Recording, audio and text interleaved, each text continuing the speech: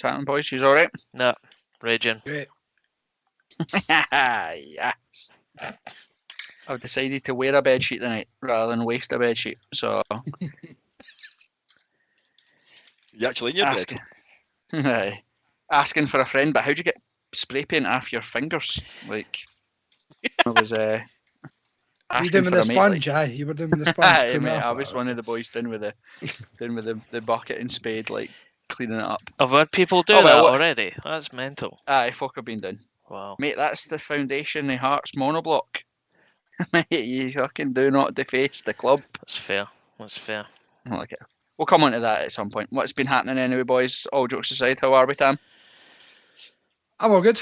Had a good weekend. I just didn't even bother watching the football. We're going to talk about how good a job you did at sending people their t-shirts and jackets, or are we just leaving that? You still touchy about it? The fact that not all of them were sent yet, I'm just holding off. wait till it's Mate, are you That's fucking serious?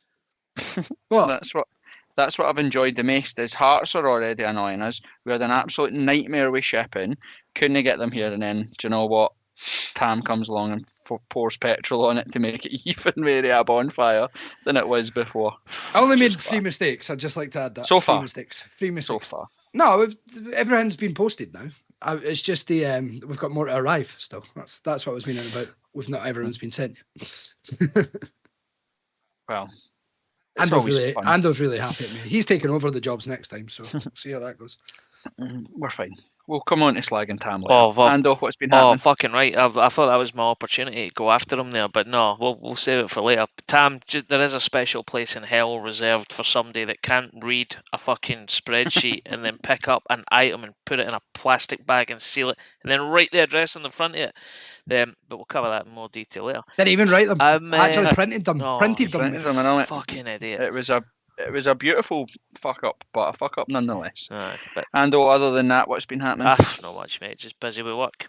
Travel the length and breadth of the country all the time. It seems to be just now, but I'm at home this week and loving the fact that I can come on and have my group therapy session with you lads.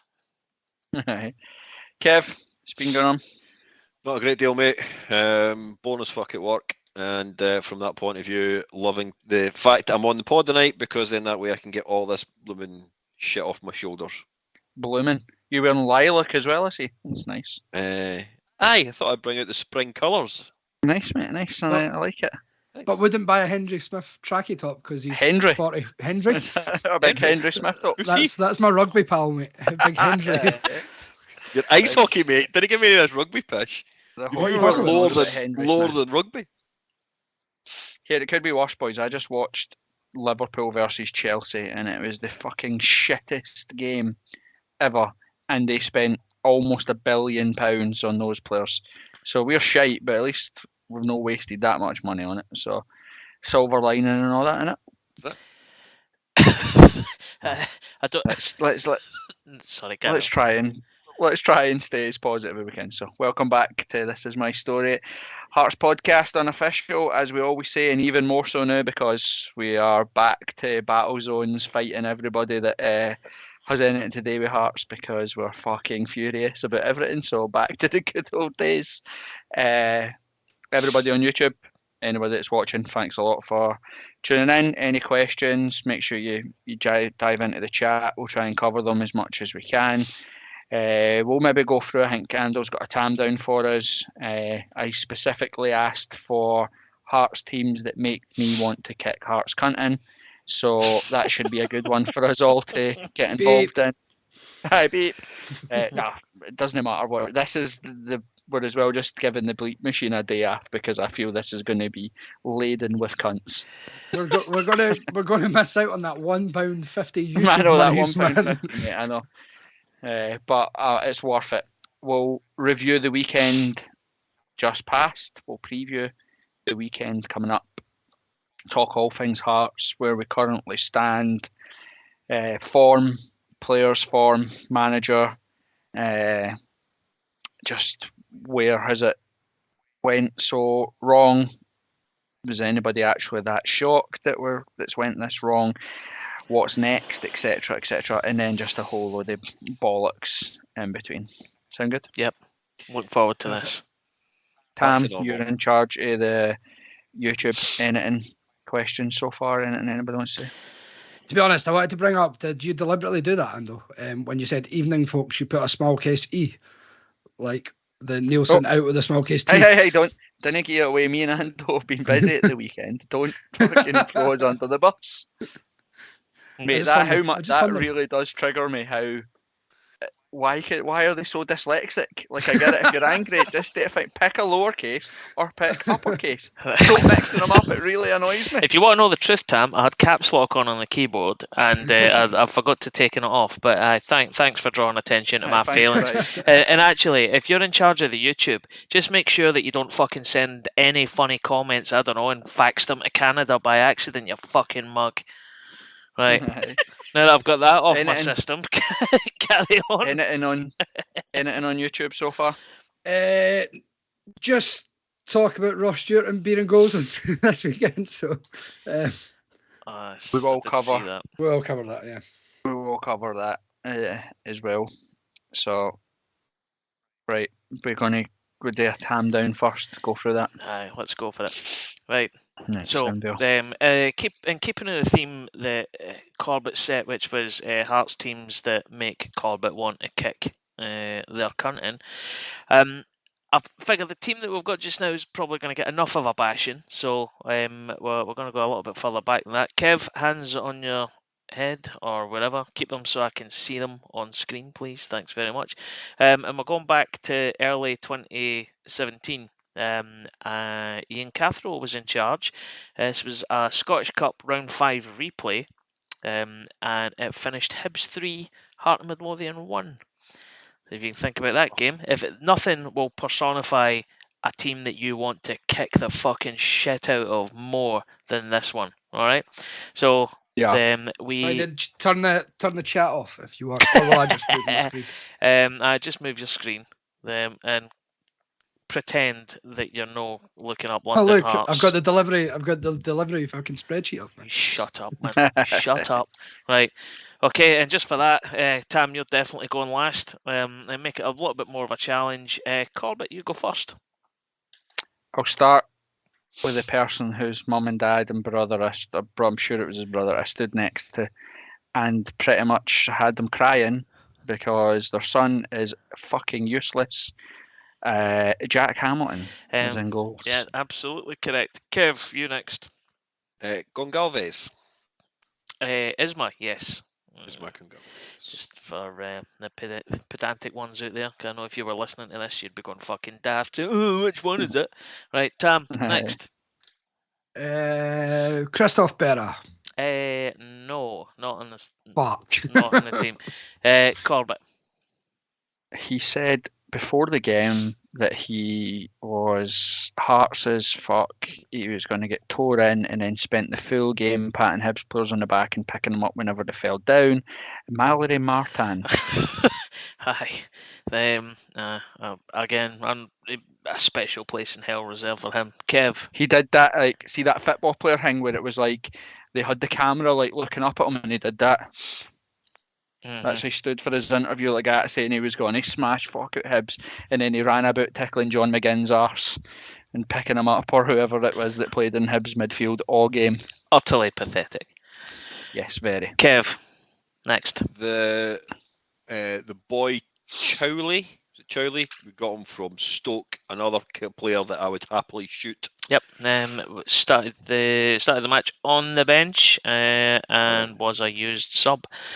Tam, you're next. I've completely blocked this team at my head. I've got no idea. Well, you're gonna have to have a guess. So you Jake Mulroney. Jake Mulroney. No, wasn't involved. Corbett. The only one that gets out of the game with any credence spent his time absolutely slaughtering his teammates in the post-match interview. Says they were wanting to listen to music and dance about in the dressing room after they just got scudded. Jamie Walker. Hey, well done. Kev, over to you next. Tam, I can't see your hands. This would have been January time. I'm wondering if this was under Cathro, we brought in all these damn stupid players, didn't we? Mm. The one that, again, just because we are talking about players that absolutely riled you, the boy Struna. Is it Arden? Andras Struna. Yes. Yeah, him. He was involved. Correct. Tam.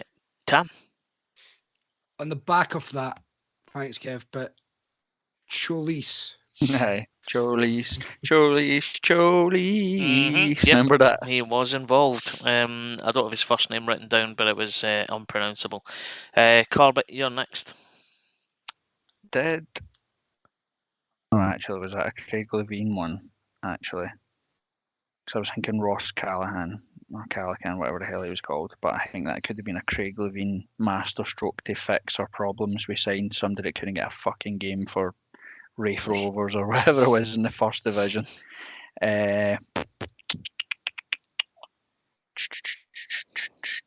Who played at the back?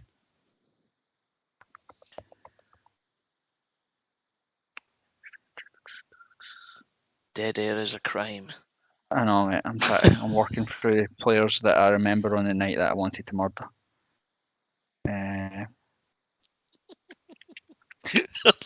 We signed like pure hundreds of them, just random folk, and I kind of one of them got booked because they tripped themselves up or something.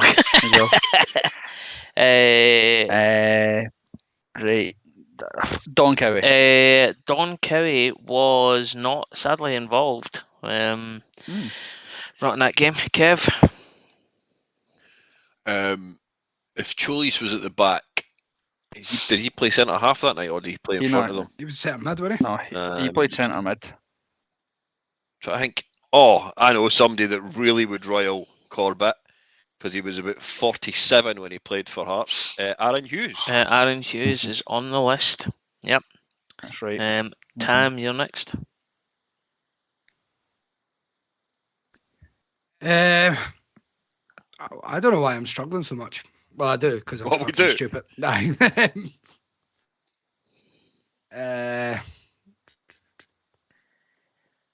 Was like Sam Nicholson still there? Yes, he was.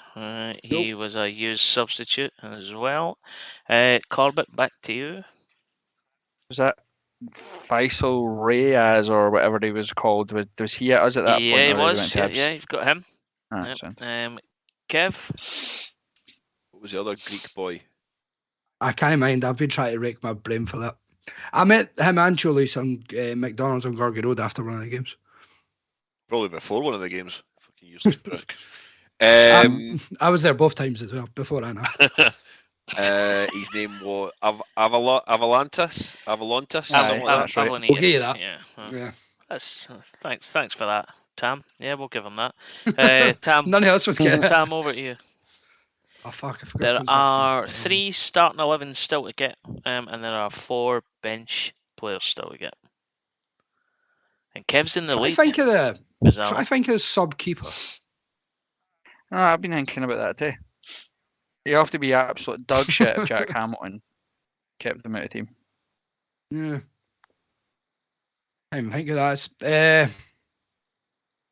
You said there were 3 subs? 4 subs still to get. Some still get it. I'm going to pass, to be honest. All right, cool. Corbett, back to you. We've got a centre half still to get. Who played alongside Aaron Hughes? Was it like Augustine or something like that? He still weighs it. Well, it was he was at the back, but I can't tell you his name.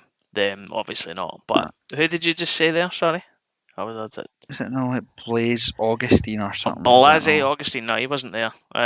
He wasn't involved in that squad. Actually, was Kyle Lafferty there? Yep. No. You not signed him yet? Yeah. Kev, over to you. In that season. So this was after the 2-2 game, wasn't it? So this would be no. This was the 0-0 game. Remember, because we were so shite, Ian Cathro made them dig the pitch up. We laid a new pitch and signed 57 bodies in the January transfer window, and we were still shite. Yep. Aye. Played them 0-0 at home, and then it was 3-1 away. And I completely missed this game because I was on a flight to Amsterdam. It took off, everything was cool. And then lucky you, because it was landed to get the score, and I ruined my fucking holiday. Was the boy the basketball player for Norway? Bjorn Johnson. Yes, was he there? He was there. Yeah, well done, Kev. Kev takes a 2-point lead. Fucking hell. Aye, that's a good one. Like. Tam. I'll just make this a 2-horse race. Carry on. All right, okay, cool. Tam's out. Who was the last person you just said, Kev? Johnson. Bjorn Johnson. Bjorn Johnson. Right, what other diddies played with him? Surprised Don Kerry wasn't there. I'm pretty sure he annoyed me. Was Robbie Muirhead? Was he there? No. Or somebody like that? Yeah, someone... Or Gavin Riley? No, but someone equally, I think, very young, and equally shite that never really fucking amounted to anything. It was just 19 years and 2 days old at the time of that game. I'll give you this one for free, right, just to make it interesting. No, Rory Curry. Dale Carrick. Rory Curry. Right, so the three outfield players left, and I think I hate 2 out of the 3. One of them kind of gets a pass, sort of, and then the 2 subs equally terrible. I'm trying to think of who the keeper would have been. Who would we had at that time? Mate, how have we not had the 3 starting 11? Right, so because the 3 starting 11 were just as shite as the other ones we've already mentioned. So Jack Hamilton in goals. Aye. Rai Jerez, or whatever the hell he's called it, right back. Aaron Hughes, centre back. Somebody, a left back. That boy Struna would have been. Struna would be there. So the left back Martin could arguably be this guy, but definitely at the back, Lenny Soa. Oh, Soa. Nah, too late. I said it. You're not getting the point. You said that. What I'm going to do though is I'm going to gift my point to Corbett because I'm the quizmaster and I can do that. Right, you've got a midfielder and then a more forward orientated player. So can Calves come off the bench to score the penalty? No, he was. So he started. Yeah, he started. So he started, right? So Jamie Walker would have played midfield. Martin would have played as the 10. I think I remember being very upset at him playing as the number 10. So somebody left side and attacking. Was June still there? Correct. Give that man a biscuit. He was still there. I was between 2. I was between June and whether Wabbin played that day, because I can still see Wabbin in that damn Puma flipping top.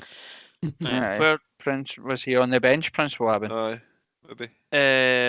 Wabbin wasn't involved. The one remaining. We got to get. We got one remaining outfield player, and so whoever played left wing.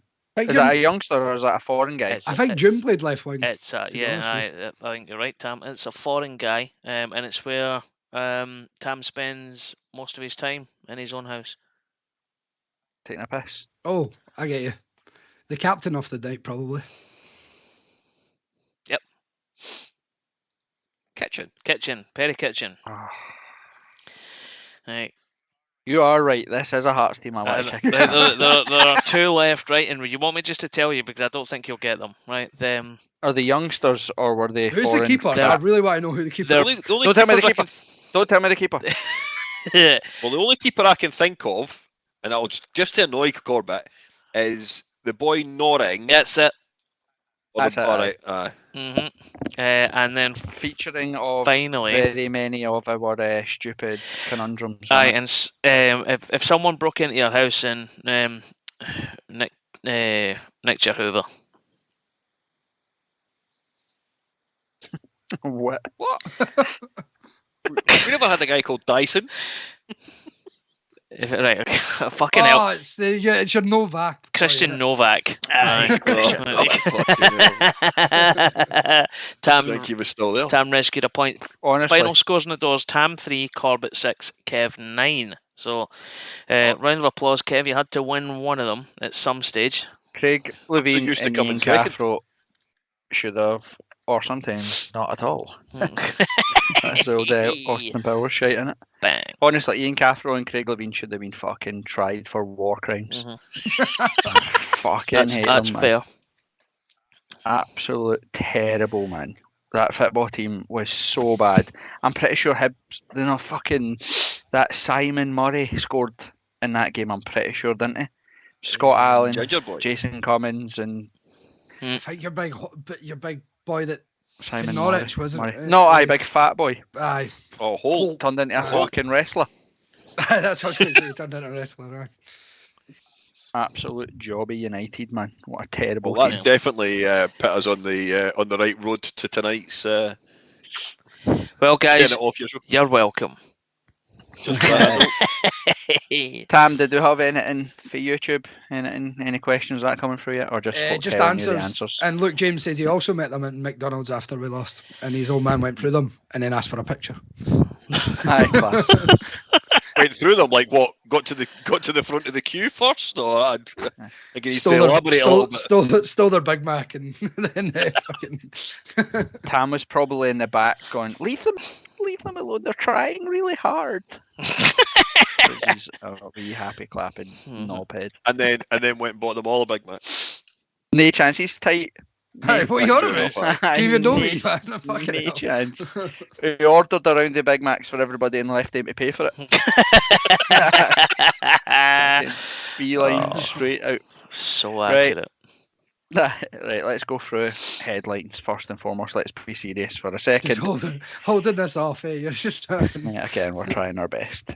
But let's be serious for a second, right? If you hate Robbie, hate Hearts Day, all that stuff, that's cool. But spray painting in the plaza is stupid as fuck, isn't it? Mm-hmm. Aye, daft. It's us that pay for it. Like it's our money that literally pays for it. It reminds me of that Frankie Boyle story where he says the most Scottish thing he ever seen happened in Bathgate, and it was a guy pissed on a door and then got his keys out and opened it and walked inside. Honestly, that is literally what spray painting the plaza is, isn't it? Shitting on your own doorstep, exactly that. It's fucking stupid. And like, if whoever done it is listening to this, then fair enough. Made yourself feel good for 5 minutes, but then you know what? Just realise how much a wanker you are.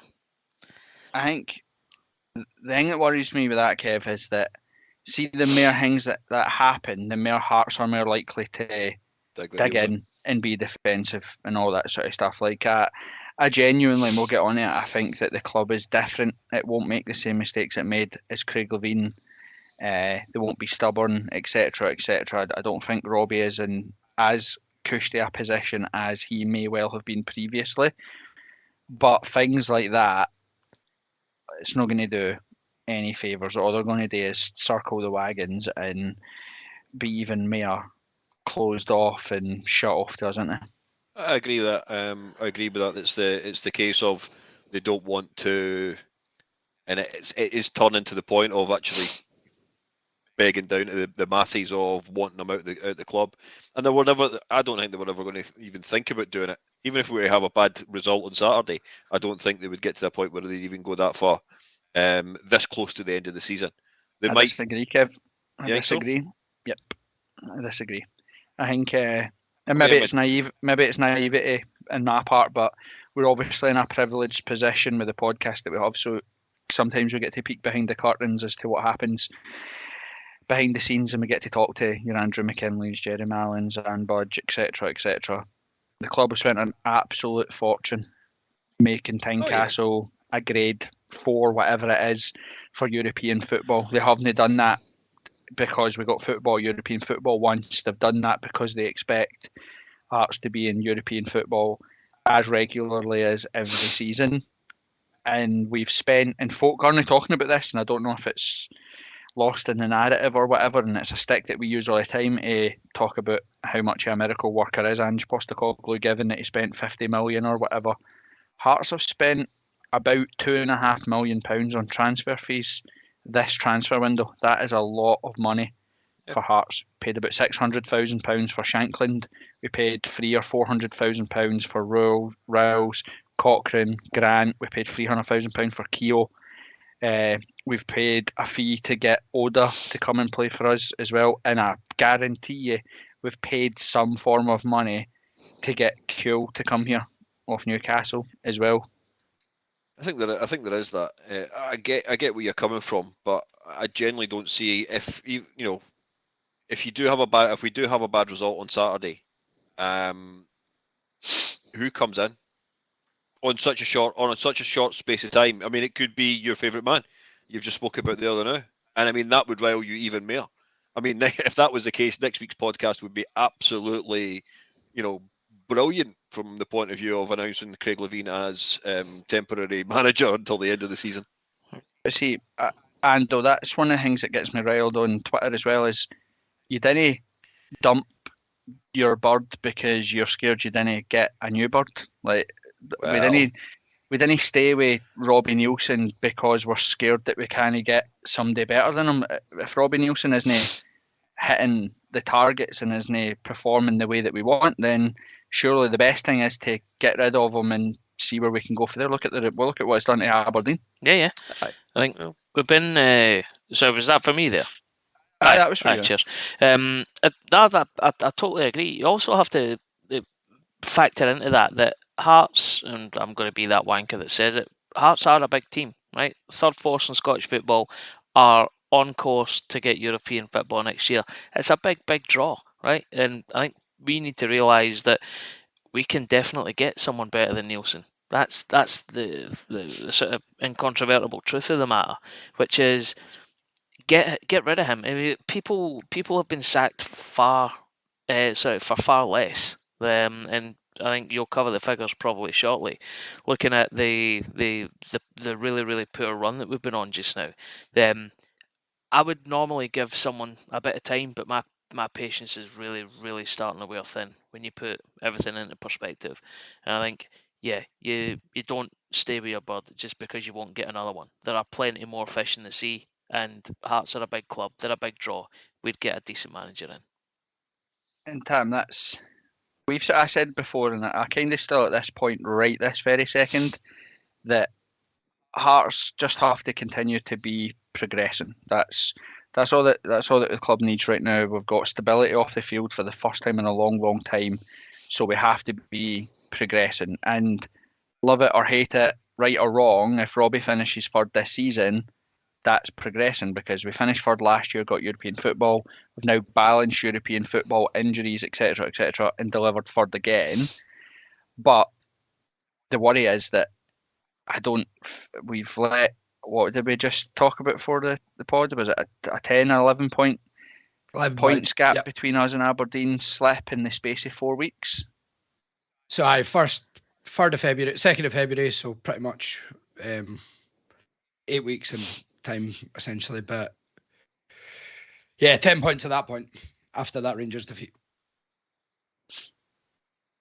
And they've had a new manager since then.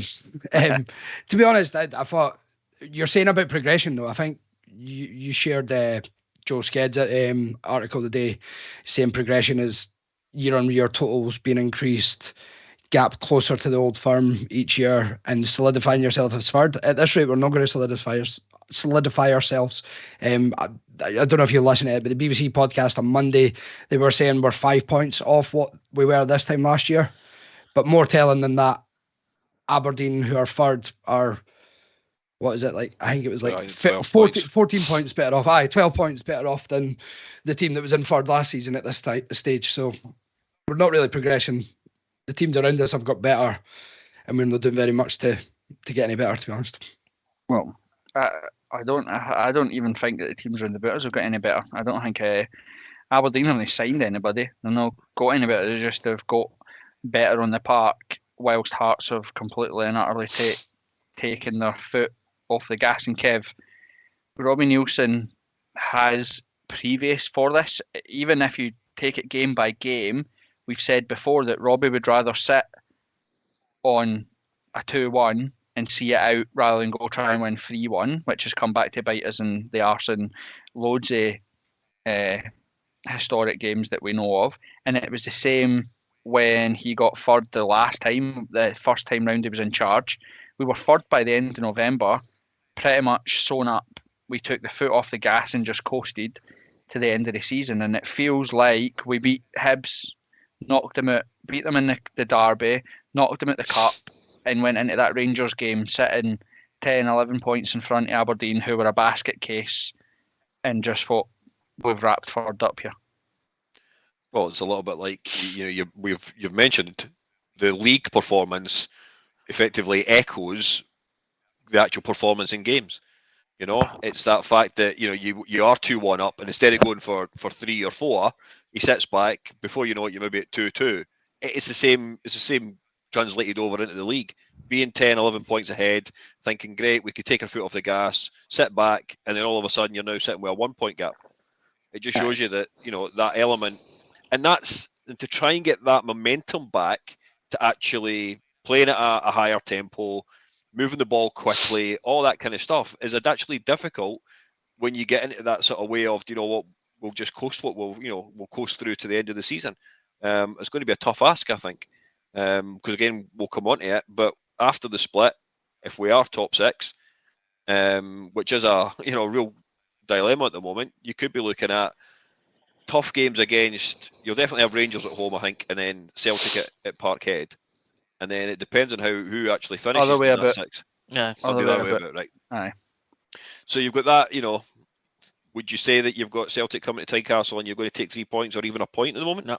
No, definitely not. And your away games could be a real, a real lottery. And that's the thing that I was thinking about this earlier, right? I said on Twitter, and I stand by it now. I think good managers make average players good and make good players great. If you look at who our great players are, they're now probably just our good players, and who our average players are now our shite players, and that's a regression. Like you look at Barry Mackay, he's a shadow of the player we know he can be and has been. Robert Snodgrass, and it's no anything other than laziness with the tactics. We can all see it. I don't have any fucking UEFA licenses or coaching badges or whatever, but I'm there every Saturday. I watch it. I see it with my own eyes. So how the fuck are they not seeing it? And that's what worries me. And Robbie's comments after the game on Saturday, again, kind of why I ranted on Sports Scene was that we've heard all this crap before. Where was the reaction for Aberdeen? We got beat 3-0 at Aberdeen. There was no reaction at the start of the second half to that game. There was no reaction at the start of the game. This one, our first game back. And Robbie's comments after the game were, block out the noise. Oh, I'm sorry. Take some responsibility, and we might actually have a fighting chance of turning this round. Aye, it's like it's all just lip service to come out after the game and say, yeah, we know it's not good enough. Well, right, cool. What are you going to do with it? Like, whatever it is that isn't good enough, you clearly cannot fix. Now, if this is I genuinely don't know. I've thought about this myself. Is it a case of that he's too frightened to be stern with them? Like, is he just not a big enough character to be able to discipline the players and say, take each one of them aside, individual meetings or whatever, and just go, fucking tune yourself in, this is absolutely shite, you were absolutely crap? Or is it hands round, right, give everyone a cuddle, don't worry, we'll come through this because we're Hearts and we always do, right? I don't know if he even knows how to fix it. He's probably sitting there with one of those black and yellow books, the Football Manager for Dummies fucking books, going, right, I learned this when I done my UEFA coaching license. This is how you fix this problem. Section 1.1.1. Just fucking play better, right? I don't know. I'm at a loss to explain it. My worry is I think there's a third option in the ones that you've just said there, which is make excuses. Yep. Sander Clark has to go off at half time because he's injured. Right, well, there you go. We're playing on a plastic pitch. That's why we're shite. We're on a bad run. That's why we're crap. And that is what bugs me, is that's why it's like lip service. And he's been a bit bullish today, Tam, when he's been in the press today or whatever. And he's saying all the right things. But we've said before that you got to do it on the pitch. I didn't care what you say in these games. We have to see a reaction, and we haven't seen a reaction to any of the games so far. No, and we've not. And as much as you can say these things, after that Aberdeen result, you've seen it in the press. Shanklin comes back for his holiday to go on Scotland duty. So you should tell me the whole squad's went on holiday rather than fucking working on the pitch and getting a reaction. You're talking about it being a hard line angle, but yet they're away on holiday. They're not getting that shouting in their ear and being like, you need to improve. The players don't even look like they're playing for him at the moment, to be honest with you. That's the point. Aye. And some of the things that the players are saying echo that as well. You know, Shanklin said it in the press. He said it in the press as well, saying sometimes we don't know, we look like we don't know what we're doing. Snodgrass says you don't know what Hearts are going to show up. But you're right, you get beat 3-0 look at Aberdeen, which closes the gap to 4 points. And you shake everybody's hand on the Saturday night and say, right, I'll see you in 10 days. And they come back. So last week, Xander Clark and Shanklin would have played, the Scotland game would have been, the Tuesday night? Yes. So Tuesday night. So they would have done, if anything, a light recovery session either with Scotland or with Hearts on Wednesday, which would have meant they'd been back in training for Thursday. The Australian boys would have been back probably Friday, given time zones and travel and all that sort of stuff. So that means that our big plan, the crisis talks, the meetings, happened on Friday before the Saturday. Do you know what I mean? And they're off. Hearts didn't go back to training until Tuesday last week. You know, so we trained Wednesday, Thursday, Friday. You know what I mean? That's a fucking disgrace, to be honest. And the same yesterday. What day were they? Tuesday, day, innit? So same, lose on the Saturday, they're off Sunday. They got Sunday off. Do you know what I mean? So, and don't get me wrong, they were at the foundation rally or whatever it was on this Sunday, all showed up or whatever, but I'd fucking rather they skipped that and they were training. Aye, a couple hours publicity junkie, that's fuck all. Doesn't mean anything. Aye, exactly. Aye, and then again, Kev, the begging the folk at that thing not to boo Robbie. Fucking let him be booed. Maybe he'll start fucking listening.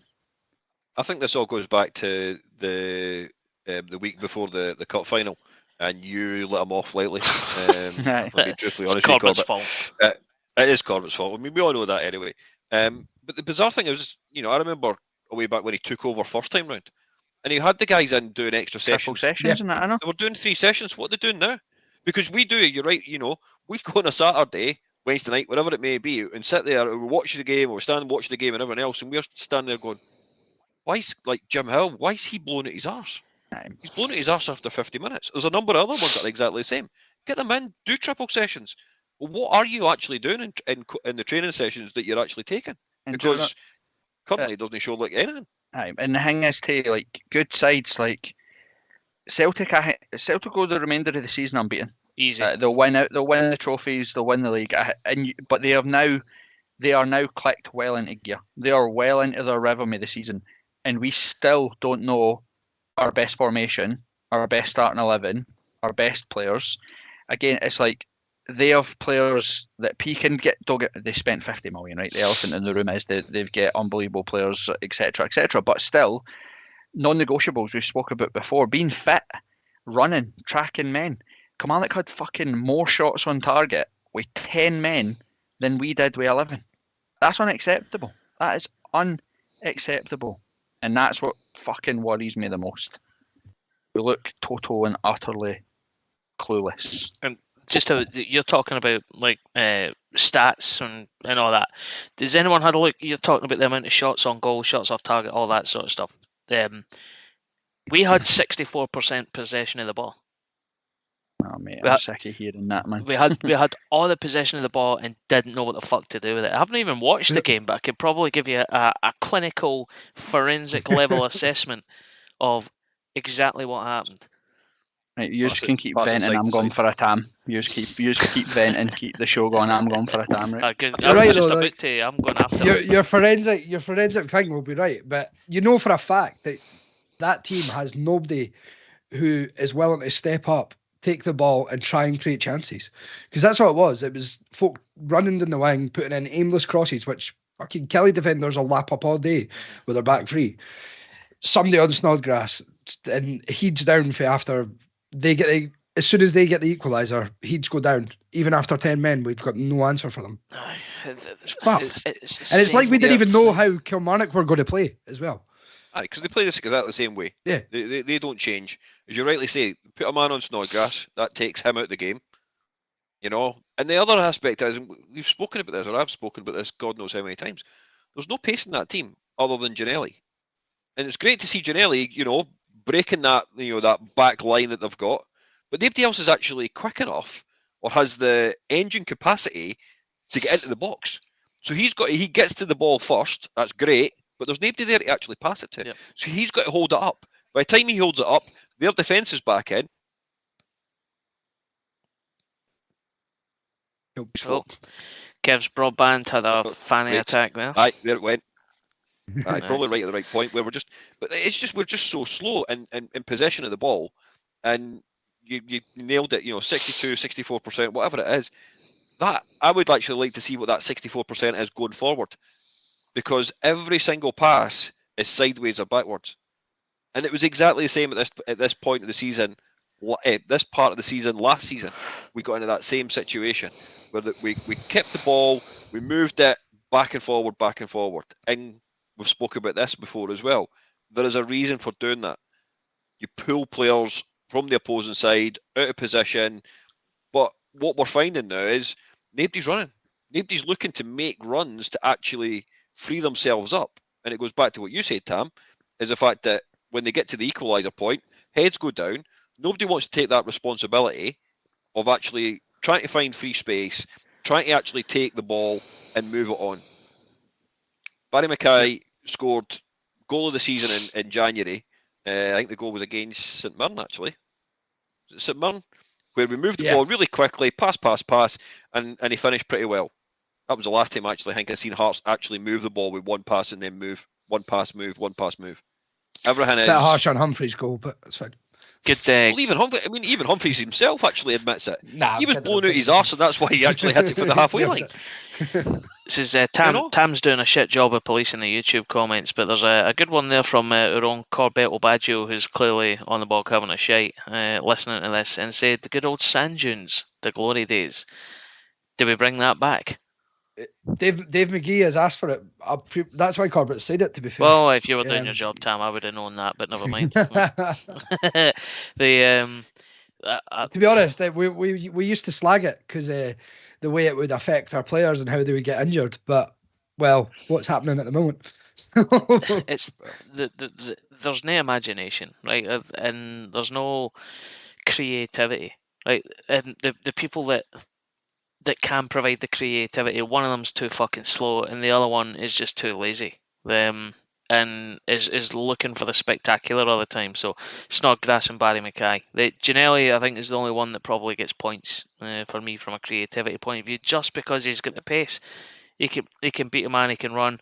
Shankland usually always tries his best. I know he scored on Saturday, but again, I've not seen the game to be able to comment to the nth degree on just how good players were or weren't.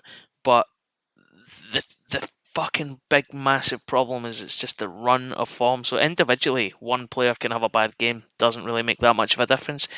But collectively, they're all having bad games, and I think they're all hiding as far as I'm concerned. There's a definite element of that. There's a definite element of hiding and not taking responsibility. My turn for a pitch now. As professional football players, in my opinion, that's just no on. It's just no on. Corbett, Ando, maybe not yourself, Tam, myself, but we've went through tough times. There's no getting away from it. But what you did have, you still always had guys who were there for the jersey, and there's a lot of that not happening now. I would counter that, Kev, to say that bravery in taking the game by the scruff of the neck comes from confidence in what you're trying to do. I think the players are comfortable in the formations that they're playing. I don't think the players are comfortable with the tactics, the way that we set up. You look at the game on Saturday, the amount of times we knocked the ball out of play, like try to play passes or long balls. It was like we'd been completely and utterly bamboozled by the plastic pitch, like Livingston away. And it's like we train on a plastic pitch once a week at least. The whole Robert Snodgrass problem, I said it 4 months ago, that Robert Snodgrass is so good, or such high standards, he's so demanding that he's going to turn into Stephen A. Smith and Craig Levine's team. He's going to be a magnet for the ball when folk are shitting themselves and didn't want to take any responsibility, don't want the ball, they're going to look for Snodgrass every single time and he's going to get swamped. And that's exactly what happens. The teams are coming up against us. We're saying things like, oh, they look hungrier than us. They're not hungrier than us. It's because they've got a constant man advantage in the middle of the park because we don't load the midfield.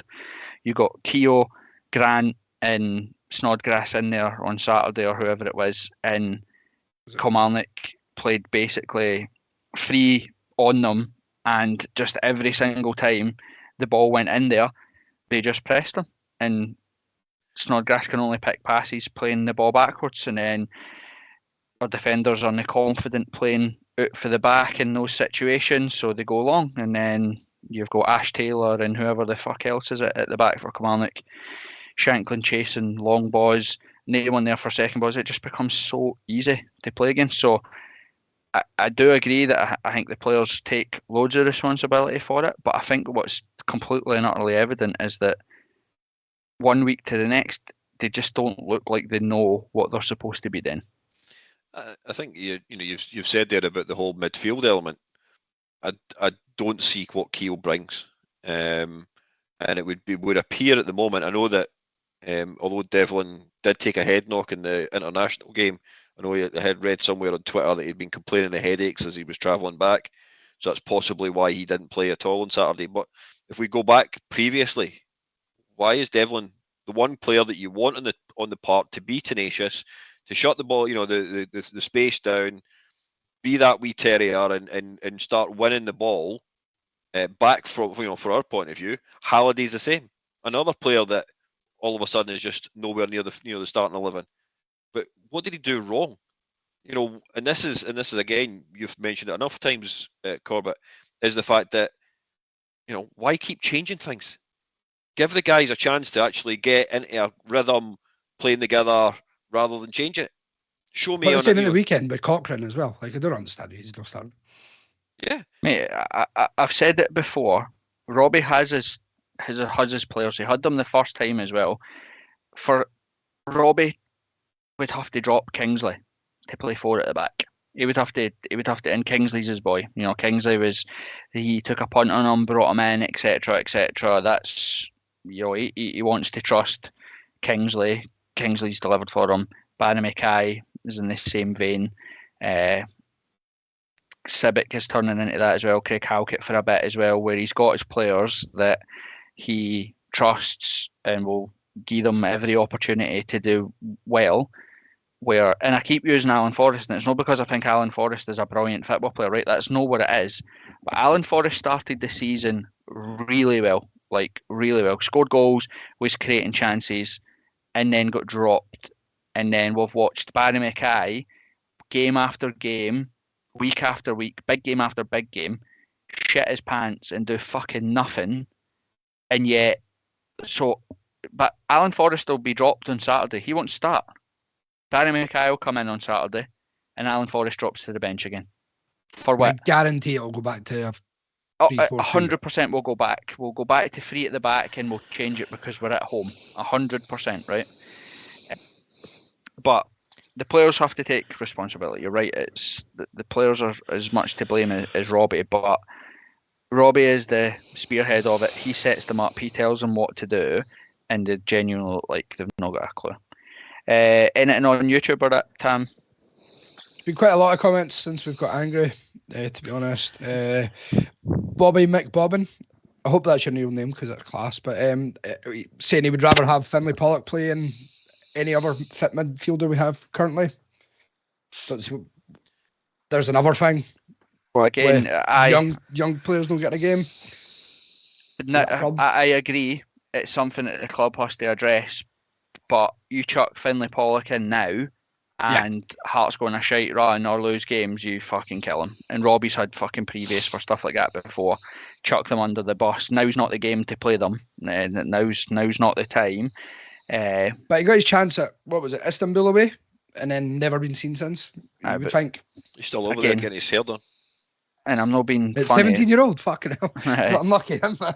But I'm not being funny. That sums it up, though. Do you know what I mean? Like, you're away, a team that beat us 4-0 at home, the last game in Europe and you chuck out the young boys to get ran all over the topi. Like, do you know what I mean? Like, it bugs me with Robbie when it comes to stuff like that, and it's something that the club have to address. You know, we spoke at length about how the youth academy, and Kev, when we go back to when Robbie was first in charge with the triple sessions and the conveyor belt of talent and all that sort of stuff, all that sort of stuff seems to be gone now.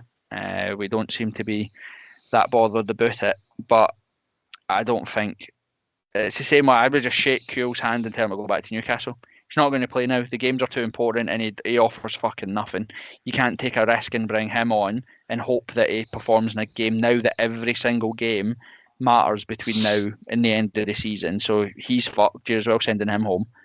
But it's a good point, but I don't think now's the time. Yeah. Anything else? See, Loban 11. Formation changed, but we still played like we did with a back 3-5. Made zero difference. Aye. Because nobody knew what they were doing, essentially. And also, I agree.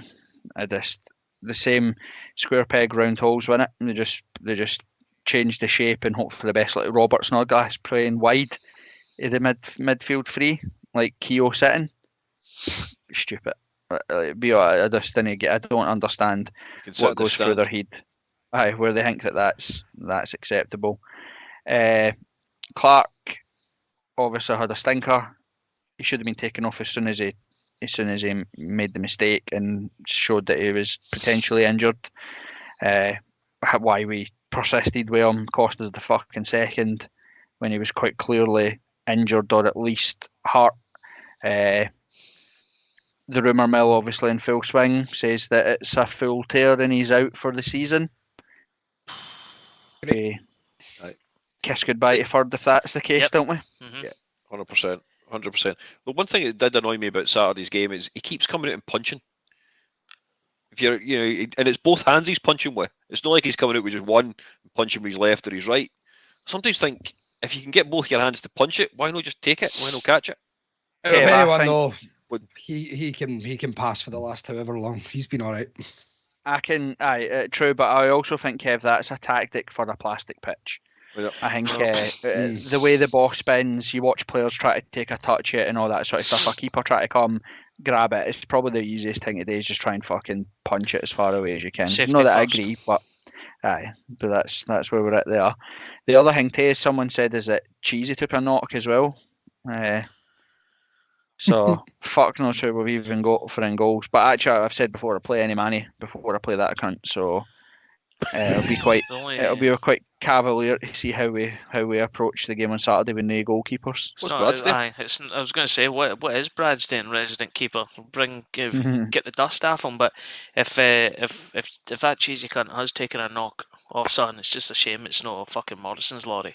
Like, absolutely put him out for the rest of the season. Absolute fucking class. We're actual angry now. We're one. Fucking right. Really did properly get my goat. With seeing Clark getting injured, he's sitting there and he's got metal studs on an astral pitch. What the fuck? Oh mate. Willie Stewart just brought that up and I didn't realise that, but the question was Clark had studs on astral. Aye, what's that all about? They forget his boots. That just sums up everything. That's like that. Just encapsulates it all. Fucking idiots, man. Absolute fucking idiots. Well done to anybody that spotted that, by the way. I mean, as I say, I've already said I've not watched the game or whatever, but he left his mouldies at Hampden, apparently. That's no. Mate, it's I seen the picture circulating and I laughed to myself. I thought, brilliant, man. I'm going peak hearts here. We're going back. We're going peak hearts. Conspiracy fees about the kit man and everything. Absolutely superb. Anything else on YouTube before we dive in and we can at least talk about Killie? Peter Ingroya makes a great point as well. Just the context of the massive thing. Hibs and Aberdeen don't have the shocking season they've had by their accounts. Then we're nowhere near them. We should be out of sight, and we're not. I agree, but you can take Hibs out of that. I've been saying this to all my pals before. Like, Hibs have finished third twice in 23 years. They're not even in the equation for finishing third. They never were. This where Hibs are now. and that's not a Jambo bastard. I'm just meaning somebody's clipping this. Someone is Like, clipping this. but it's true though. Like it's true. They statistically finishing the sixth. That's their standing in Scottish football. I don't know where they have this delusion that they're. It's budget ultimately, though, isn't it? No, not really, because they've got the three fourth. will be the same budgets. Well, not really. But again, like I said, I think Hibs finishing in the top six would be a good season for them. But you're right about Aberdeen. I used to laugh. I said it before. Andrew McKinley was on BBC when we were 5 points behind Aberdeen, saying, we want to close the gap on Celtic and Rangers. And Aberdeen Twitter picked it up and laughed at him, saying, you got to fucking catch us first, etc. Like 4 weeks later, we were 11 points in front of Aberdeen. So, again, that's why I think it's different this time for Robbie.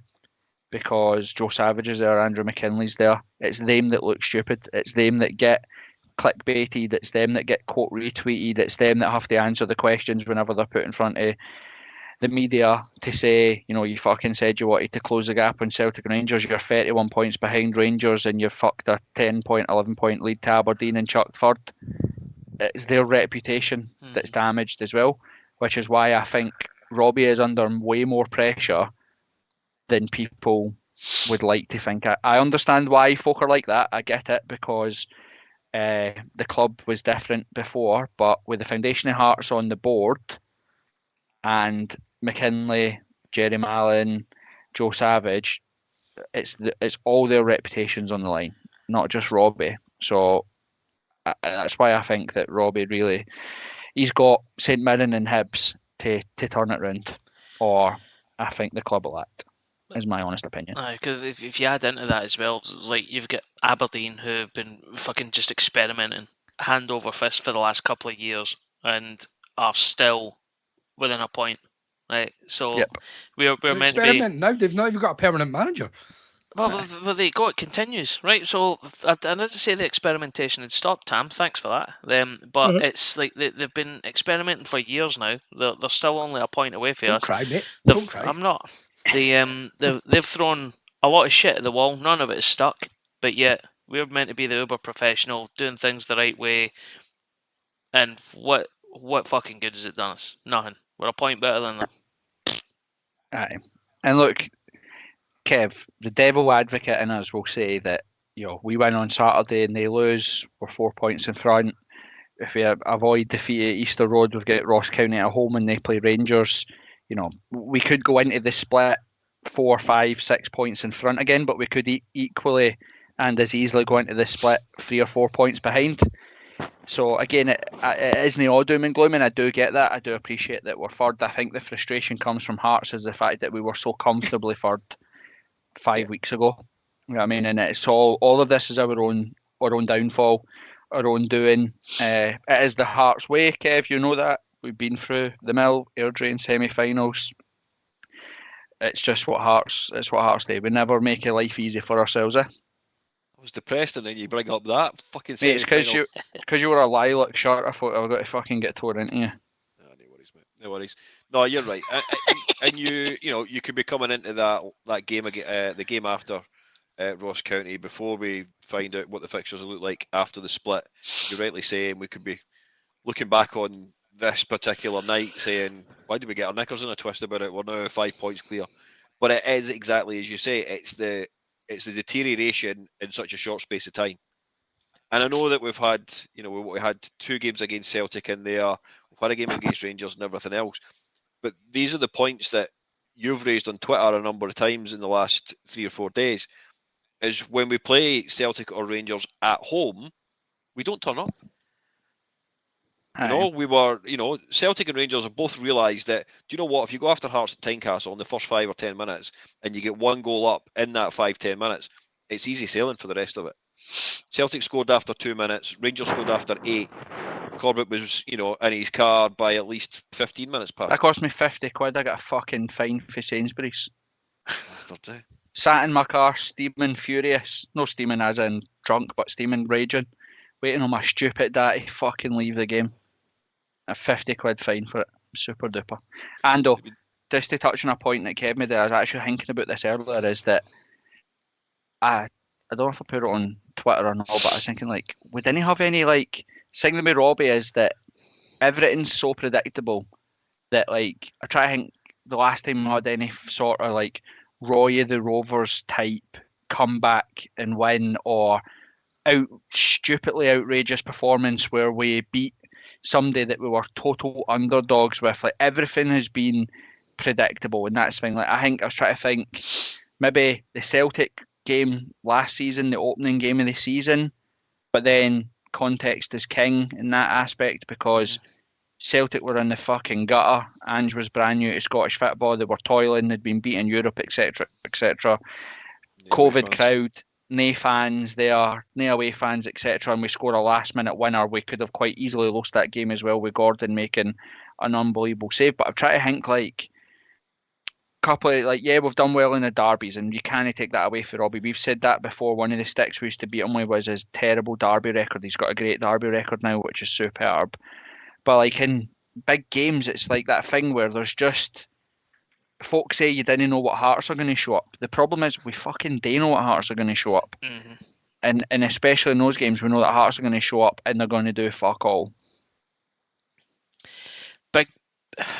I genuinely, I'm on the same page as you. I can't think of any, like, loss that we've had that's been a shock where we've come back and put us, like, I suppose the best phrase for it is like a statement victory, which is that was a blip. This is Hearts, bit of fucking muscle flexing, bang, right, and absolutely fucking destroy somebody.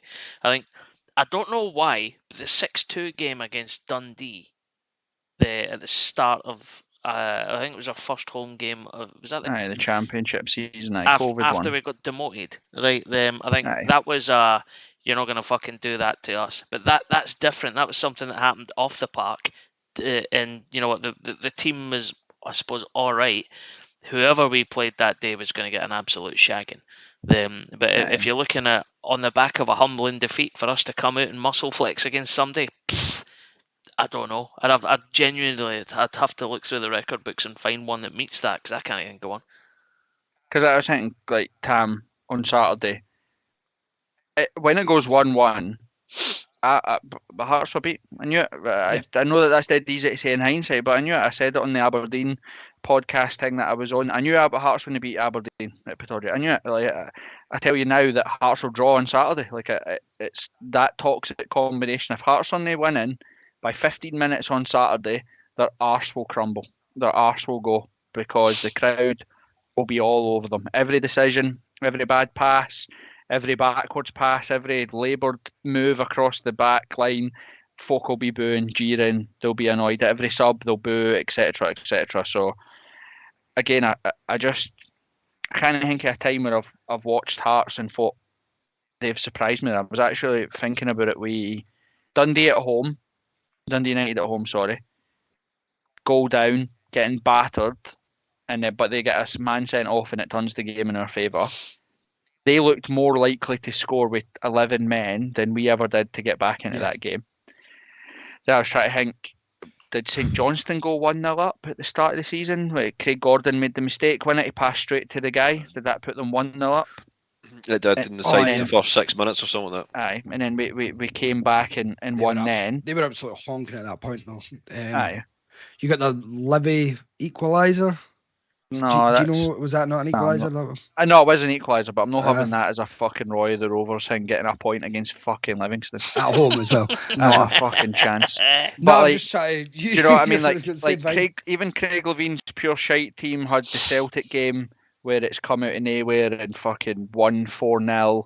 Even Caffrey had a game against fucking Rangers, didn't he? Aye, and so Robbie beat Rangers at Ibrox. That was trying to think if we were looking at the first time Roy Rover stuff, coming back and scoring the 91st minute winner after they'd just equalised. But I'm thinking like top flight, second time round. Robbie was more adventurous. First Robbie 1.0 was way more adventurous back in those days than he is right now. I kind of think, like, if Hearts got a goal down on Saturday, just go to the pub. Unless St Mirren get a man sent off and we get a penalty, or Hearts won't come back and win. They just won't. We just don't have that in us anymore. And we know how they are going to play. 100%, Kev. 100%. I can already feel myself getting furious watching Alec Gogic bully everybody, Curtis Main running us ragged, and fucking Tony Watt scoring. When we lost to Brora 2-1, what was the reaction result to that game? Can anyone remember? We got beat 4-3 beat, by Queen of the We South. got beat 3-2 of Queen of the South. Aye, 3-2. And then there was then we drew Dunfermline after 0-0. that, Then we drew 0-0 away to Dunfermline. And then we beat a bunch of bloody fucking jobbers. Aye, bus drivers from fucking Clackmanshire or whatever the fuck you call it. Aye, shite, Jesus. absolute dog shit, mate. I think I said that. I can't. Did I say it in the podcast the last time? I said Hearts won't win because it's an international break. We never win coming off the international break. But honestly, it's so predictable and it bugs me. That's what I said. That's because we allowed them to fucking sun it up for a week, man. It just everything about us is so fucking predictable, and it's Soft. really aye. But Kev, the thing is though, for a part of the season, in the middle part of the season, there, we weren't, and we praised them for the fact that you could trust them. Like, and then we said that in the build up to the Rangers game. I said, I know that I trust this Hearts team. I know that they'll go out, they'll carry out the plan, and they're going to do great, or they'll do a good job, etc. And then Robbie plays some mad formation, changes everything, plays players all over the place, and we get absolutely fucking battered. It was 3-0 on paper, but it was fucking 7-0 on the night. It was a total and utter battering, and we've died since. It's sucked the life out of everybody. I just mean when I say soft, I just mean like it just seems that all across the whole club at the moment, it just seems everything's really soft. Stop letting them go away on holiday, or get them in and do extra sessions.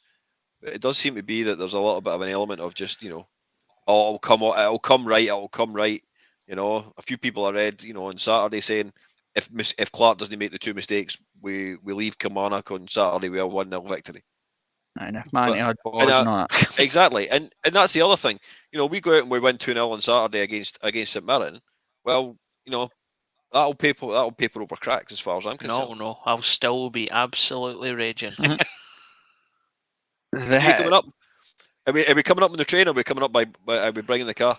I don't support Hearts anymore, mate. I'm not coming. Mate, Ando, I was actually going to petition for you not to be there because we win when you're not there. That's true. That's very true. So if you want to take the missus out on Saturday, I'll happily pay for it. Fuck it, why not? Deal. If we beat, right, I'll put sensible hat on, right, and there'll not be Mr. Doom and Gloom, right. We've made our point. I think everybody's exhausted the point that we're at. I am right this very second Robbie out, right. We still have the opportunity and we still have our fate in our own hands, right. And if we lose on Saturday, I'll probably change my mindset because again, there's only so many times that you have to see a reaction. But we win on Saturday. St Mirren are the closest team to us outside of Aberdeen. It's a 6-pointer. Like, do you know what I mean? It puts us what would be 8 points in front of them, 7, something like that. Yeah.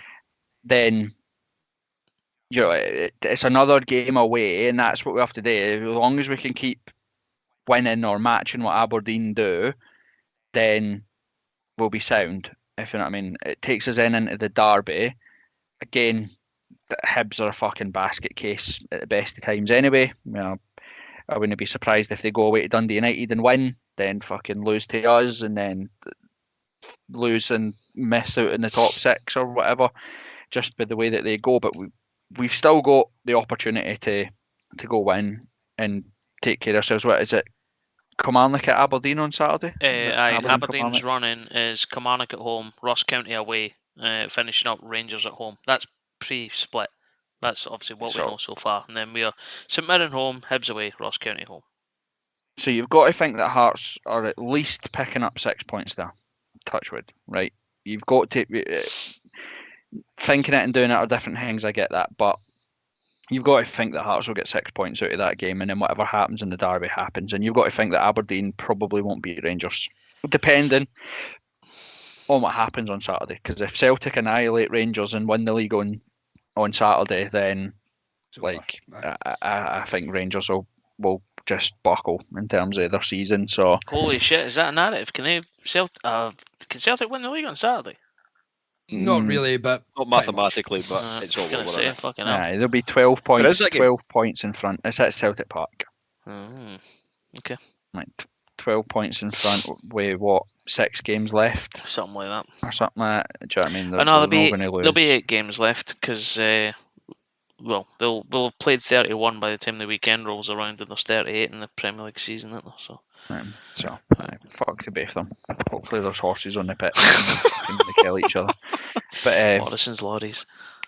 Aye, get them on there. So St Mirren, Tam, you're Robbie. What do you change? Who comes in? Who goes out? How do I approach this game to make sure that we win it?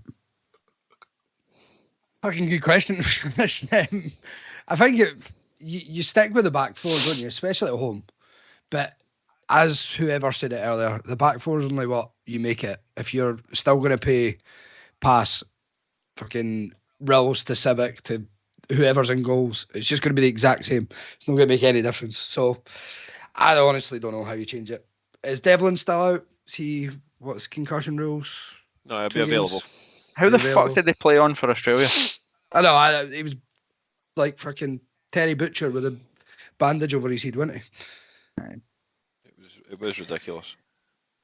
But I think the only way you change it is you look at a little bit more grit and determination in that midfield, and I would prefer to see Halliday in there than Keogh. Halliday gives you something. He'll always give you 100%. He does the right thing, whereas Keogh, I don't think he's got Scottish football yet. Well, I was going to say, I would counter that argument and say that Keogh will play, but given that he got hooked at half-time on Saturday, I'm not 100% sure that he will play. I'm not made up my mind if I agree with that or not, but I kind of put Keogh in the Finlay Pollock situation. Same with Oda. I'd rather that we get a group of players and just said, take the rest of the season off. Come back in the pre-season, we'll try again, but I'm going to stick with the folk that I know and I trust, and we're not going to take any gambles. Oda, Keogh, we've not got time for them to feel their way into games. Like you said, Kev, it's quite clear. I bet he's a good football player, right? He looks neat and tidy on the ball, and he looks like he could time. Aye, but you didn't get time, and you will not get time on Saturday. St Mirren are going to come and they'll go man for man, exactly what we've done before. They'll be busy, they'll press, they'll put someone on Snodgrass, and they've got Curtis Main and Tony Watt up front. Curtis Main will run ragged like fucking Stephen Fletcher, try to win headers, try to win knockdowns and all that sort of stuff. So we can't afford any passengers on Saturday. You talk about not getting time. He's not going to get time for the home crowd either. Put that. No, 100% no. We're at situation critical now. He plays on Saturday's first pass that goes wayward. He'll be in his shell as we Arsenal go, because I'll be booing him. I'll be fucking on his back for minute 1. Anything in YouTube or that, Tam? Craig Morris says 3 midfielders with energy, 3 up front with Shanklin playing up front, not dropping in, 2 proper wingers putting balls in. I suppose that's probably what he planned to do on Saturday, wasn't it? But it didn't fucking show like that, did it? But see, this is what bugs me about Hearts, right? Is we have players that peak at different times, right? Gino has been our best player in 2023, arguably, right, for me. But he's been playing through the middle as a striker. You play him out wide on Saturday and he's ineffective. He's lost because it's not his game. You either play Gino as a 10 and Shanklin through the middle, and then Forrest and take a punt on Mackay. But again, I don't think Robbie will play that, because that's 4 attacking players. So then who does he play in the midfield? Again, we're just talking about getting overrun in the midfield and needing bodies in there and energy in there. So here's a question. Yes. Do you bring Haring in? Where the fuck is Peter Haring? Anyway, he's back. Still got a fucking bandage in his head, as you know. Where's Benny? He's back. No, Benny's But a calendar year now he's been at. Let's not get done this rabbit hole, man. We'll be here all night. No. But I just think it's an interesting one to see. Could you bring Haring back in, because he has been training with the first team. So he's been training for the first team for the last 3 weeks, according to the various different little videos they're putting out on Twitter. And I've got another question for you, Corbett. So that's an interesting one to see if we could, bring him in. But how did you feel about the whole Twitter feed on Saturday? Mate, I know. Why they changed that? I fucking hate it. If Hearts, if you're listening, stop trying to annoy me. Stop fucking posting about love holidays and signing up to data fucking management companies. And why the fuck have you started tweeting every 15 minutes of a game with bullet points? Just tweet the things as it happens. Next, they'll have little cabbages and hearts and emojis in it just to wind me up even more. See the Haring thing, just to track back for a minute. I don't know why this just popped into my head, and feel free to rubbish it, but is like Haring is on a 1-year extension which is going to run out at the end of this season, right? Yep. No see him play. No, I don't think so, and I think that's probably is this one of the things that we've maybe glossed over, or maybe it has been reported. I don't know that if he plays another game, that it's one of these fucking ludicrous contracts whereby he'll activate another 1-year option or something like that, and they're maybe trying to protect him. I think we're probably at a stage now where Peter Haring probably wants to go anyway. If you know what I mean. There's no what to kick about with this shit. But he's been a brilliant servant to the club. I think he's a good football player. Again, he's one of those things though that the longer he goes out and the longer he misses games, the more he's a better football player than what he was. Again, if I'm thinking at home, we have to make a statement. Am I wanting fucking Snodgrass and Haring? Do we need two defensive midfielders sitting in against St Mirren? Like, do we actually need that? And you're looking at things like George Grant gets a lot of stick, but I kind of see something in Grant that I like. He's the only forward-facing player. I've said that before. He takes the ball in the half-turn and at least tries to drive forward with it. But I think he'll drop it on Saturday. I think Forrest and Grant will drop it. I think Keogh will drop it. I think they'll stick with Kingsley. I don't think Cochrane will come back in. I think Devlin will probably will come in. Mackay will come back in. And they'll probably go with Humphreys as well at some point, I think, just because of how physical St Mirren are. And they'll try to use him as an out or whatever, which will probably annoy the living daylights out of me. But there we go. Right, have we got anything in YouTube we want to cover or questions that we want to answer before we go around and do predictions for St Mirren? I think we're all good. Kind of covered most things when we're speaking about it. All right. I know. Cool. Thanks for that, Tam. Thanks for that insightful insight into what's happening on pod. I don't know what you want me to say. Well, what I want you to say is give me your prediction for St Mirren. What's the score? Give me your starting 11 and give me your score. Starting 11, fucking someday we can do a lottery of anyone with a season ticket can start in goals because it'll make no fucking difference.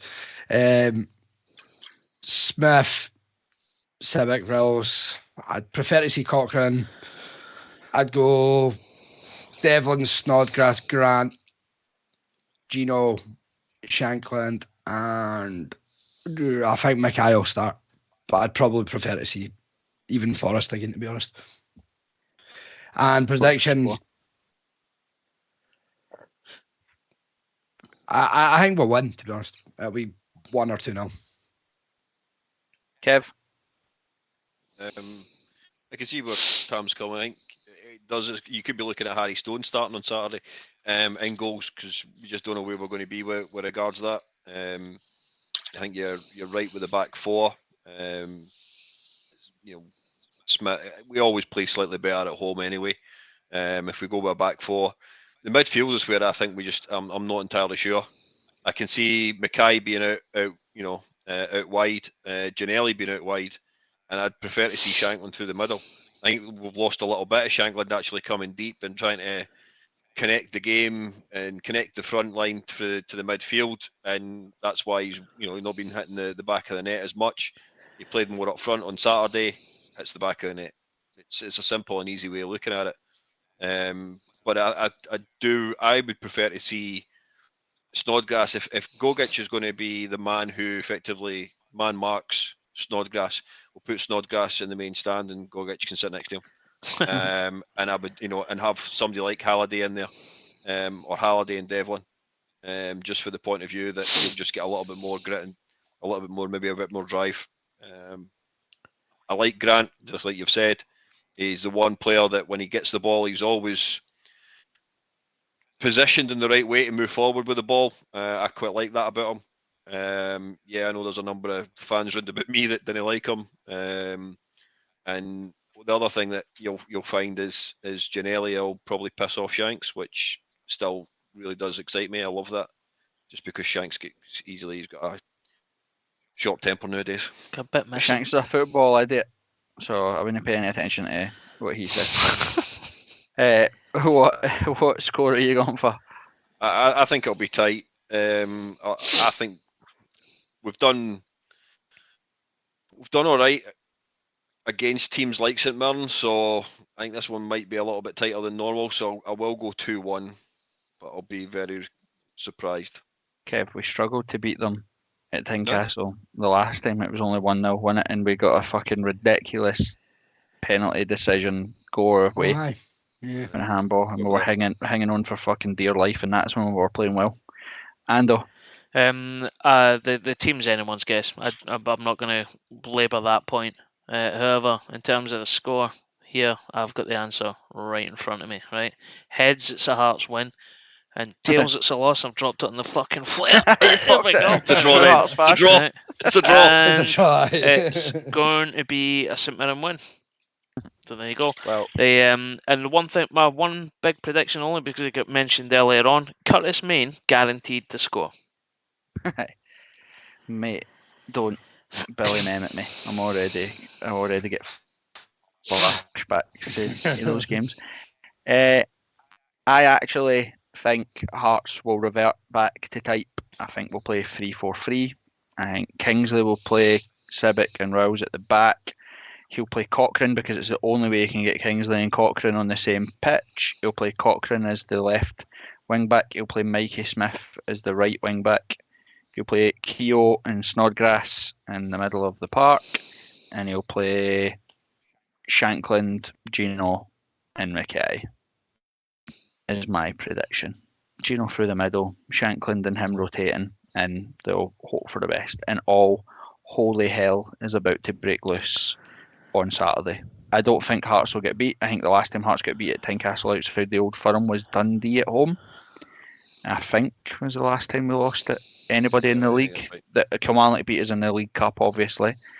But I think that was the last time we lost in the league to any team that wasn't Celtic or Rangers. I think it will be 1-1. But I think Saturday will be the straw that breaks the camel's back. I genuinely think Saturday will be poison. Especially if Aberdeen won. 100%. 100%. Last I think time it's going to kick off. Corbett's called it right. 9th of February 2022. 2-1 loss to Dundee in the league. Last time we got beat at home outside of the Old Firm or a European competition. Yep. So I think it'll be 1-1. I think Hearts will go back to 3-4-3. And we'll be on the pitch. Try to fight cunts.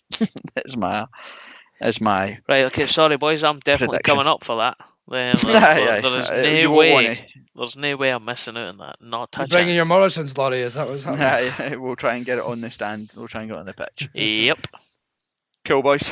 Well, that was fun, wasn't it? It's good to hate Hearts again. Group therapy. Fluid, I really thoroughly enjoyed it. It is good to hate Hearts again. Let's hope that we can hate them even more on Sunday. Well, Saturday, but we'll podcast on Sunday. Yep. Anything to close on YouTube or that time? Any comments or questions or?